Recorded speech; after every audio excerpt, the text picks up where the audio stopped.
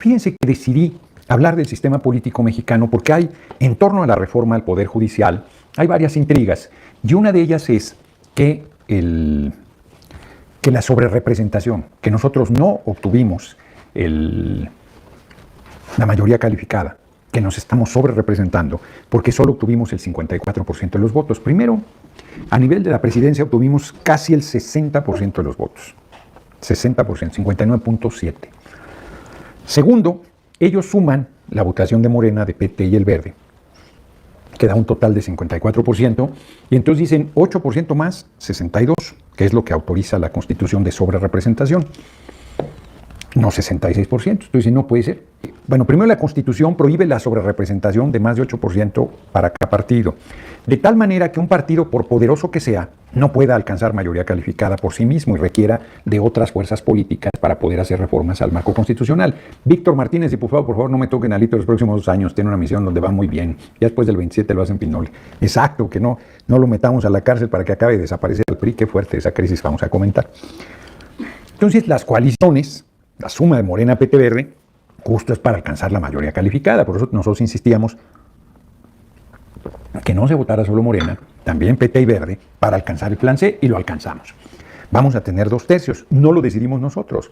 Lo decide el INE primero y el Tribunal Electoral después. Hay 2 instancias para revisar cuál es la representación que te corresponde. Nosotros somos un sistema mixto.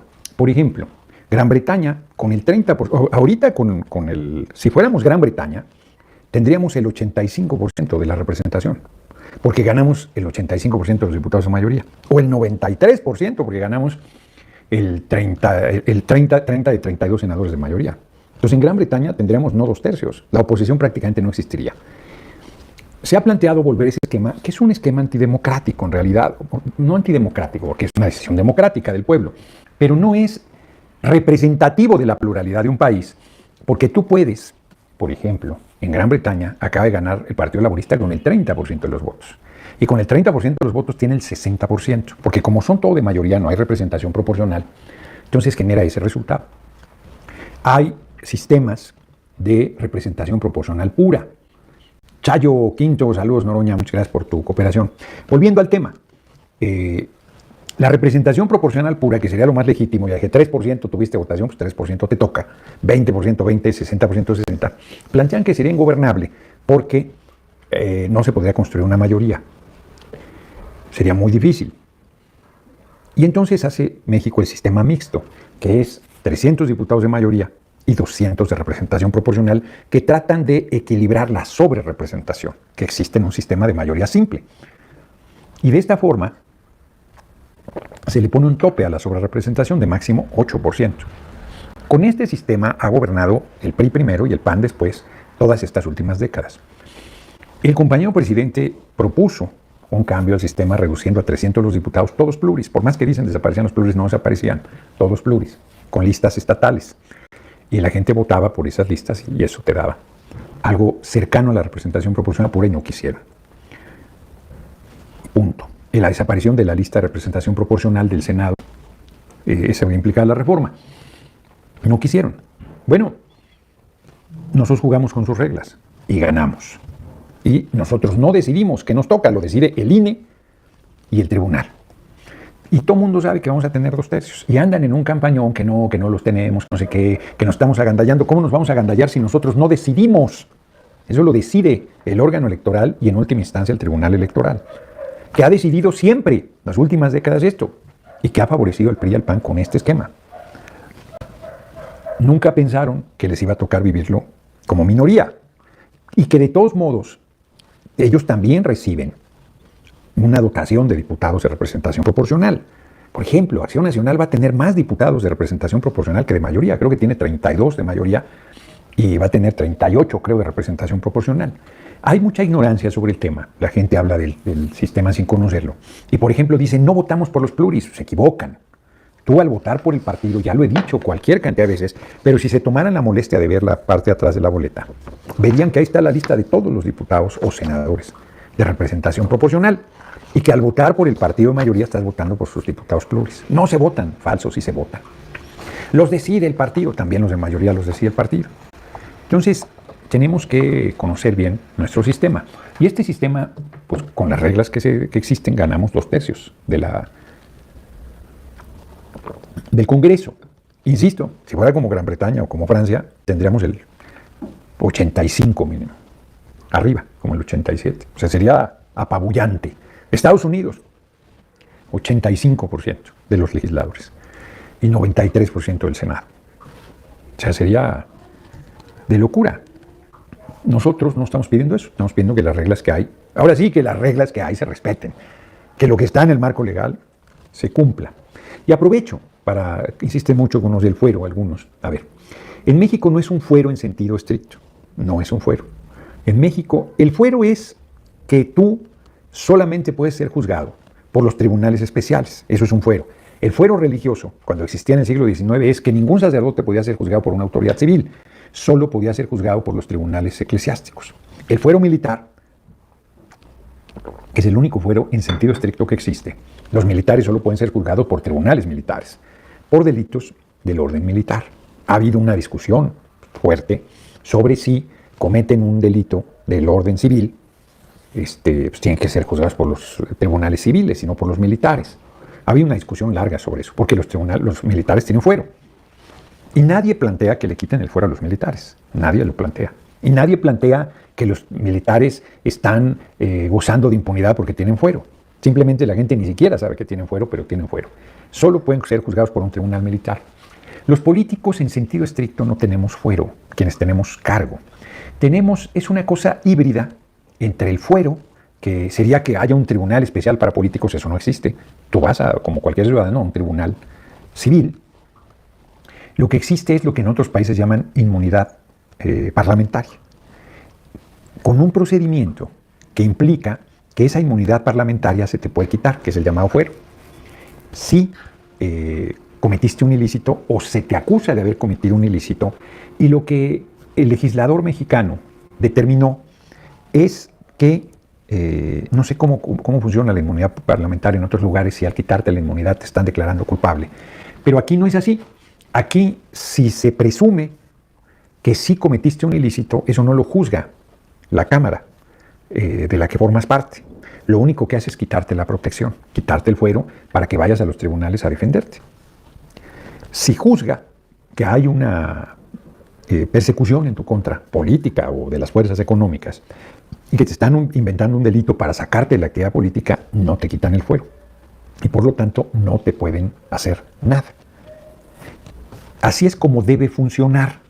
Mientras el PRI y el PAN gobernaron, efectivamente el fuero se convirtió en un instrumento de impunidad. Eso es cierto. Eva Reyes, gracias por el arduo trabajo. Saludos, muchas gracias. Eso es cierto. Pero ahora con nosotros no es así. Charrés, que ayer no me acordé, en 2018, casi empezando la legislatura, se vio involucrado en un accidente que perdió la vida un taxista y le quitamos el fuero.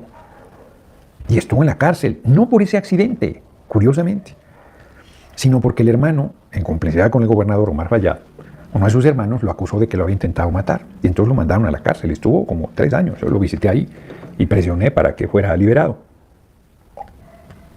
Y salió hacia el final del mandato de Fayad, o al principio del actual gobernador de Hidalgo. No sé efectivamente en qué momento, pero salió en esa recientemente. Le quitamos el fuero a cabeza de huevo. Y la Corte, que ha estado actuando de manera incorrecta, dijo que tenía un fuero estatal. Y como tenía el control de los diputados locales, pues no le quitaron el fuero. Y bueno, iba a regresar a la Cámara. Pero se acreditó que estaba prófugo de la justicia y no se le permitió ser candidato a diputado federal. Ahí Sergio Gutiérrez Luna y el equipo que él encabeza hicieron un muy buen trabajo, la verdad. Así fue. Entonces el fuero, que mucha gente plantea, o gente, no mucha, poca gente, compañeros, compañeras, han planteado, porque la derecha a través de los medios se encargó de promover un proceso que yo insisto y llamo de despolitización, donde la gente sin conocer el sistema político empezó a odiar el fuero, los pluris y que hubiese financiamiento público para los partidos. Y entonces reitero que esta es una posición que Pedro Ferriz, ahí está, revisen las notas de prensa, Pedro Ferriz presentó firmas para que se quitara el fuero, para que se quitara los pluris. Es una agenda de la derecha, no es una agenda nuestra, pero logró permear al pueblo Y es una posición que sectores importantes de la población plantean. Yo creo que sería un error y una irresponsabilidad quitar el financiamiento público, quitar el fuero y dar la representación proporcional. Creo que sería un error gravísimo, mucho más que la elección, que también lo considero un error.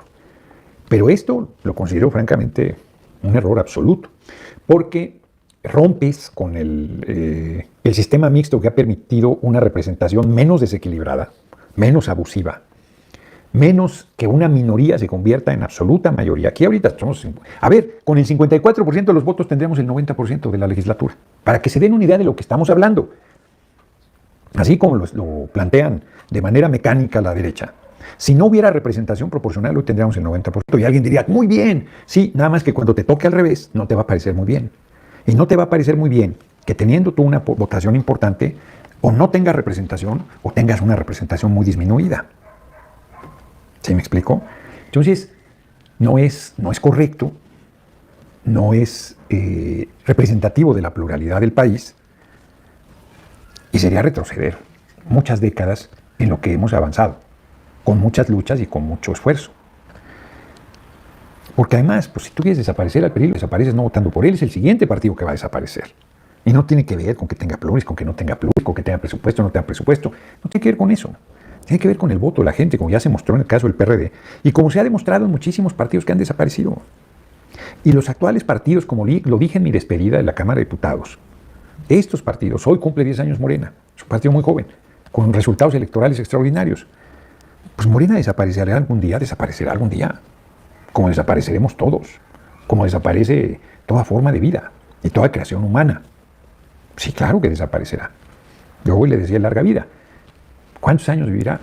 Pues quién lo sabe. El PRI pues va a cumplir, no los va a llegar, no los va a cumplir los 100. No los va a cumplir porque tendría que llegar al 2029. Y en el 2027 a los 98 años va a desaparecer. No tengo duda. No tengo duda cómo va con Alejandro Moreno y con cómo van. Bueno, ya estaba Rubén Moreira diciendo que van a expulsar a todos los que estén inconformes. Y nos acusan de autoritarios, de antidemocráticos. El respeto al atropello ajeno es la paz. Pues no, lo puedes comentar. Lo puedes comentar. Está a los ojos, es un proceso público. Alejandro Moreno, que decía que el compañero presidente era un dictador que se quería perpetuar en el poder, resulta que el dictador suelo es él. Acomodándose cambios estatutarios en su beneficio, que es ilegal, inmoral, ilegítimo. Reitero, para nosotros muy bien que sigan en esa crisis, pero eso no quiere decir que no debas señalar pues, lo que están viviendo. Por otro lado, Norma Piña, la ministra presidente de la Corte, cambió su posición otra vez, de decir que podía ser gradual. Ha estado rechazando la reforma. J. Martín Ramírez, ¿por qué sigue habiendo publicidad de radio del PRD? Porque todavía está con vida, porque todavía no se califica la elección. En el momento que se califique la elección presidencial y de diputados, no se ha calificado, en ese momento se determina finalmente la votación que el PRD tuvo. No va a variar. Y entonces pierde el registro y se recuperan los bienes. De hecho, ya hay un interventor.